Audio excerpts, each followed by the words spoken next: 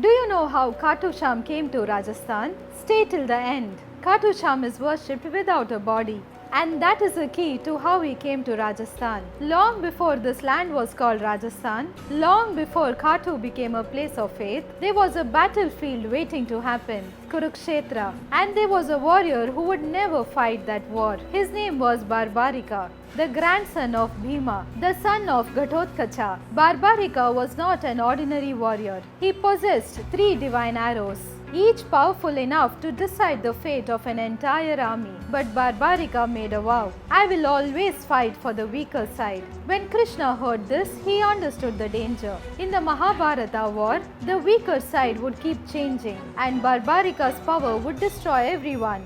So Krishna stopped him, not with a weapon, but with a question. Will you give me your head? Barbarika did not hesitate. He asked only one thing, let me watch the war. Krishna agreed. Barbarika offered his head willingly, not in defeat, but in complete devotion. His head was placed on a hill overlooking Kurukshetra. From there, he witnessed the entire war. When the war ended, Krishna asked him, who won the Mahabharata? Barbarika replied, I saw no one killing, only your Sudarshan Chakra. Moved by this truth, Krishna granted him a boon. In Kali Yuga, when suffering is greatest, you will be worshipped in my name. You will be called Shyam. Then Krishna did something extraordinary. He immersed Barbarika's blessed head into the sacred Rupavati river. With that blessing, the head did not disappear. It waited, carried by water, carried by time, hidden beneath the earth. Centuries passed, and as the world descended into Kali Yuga,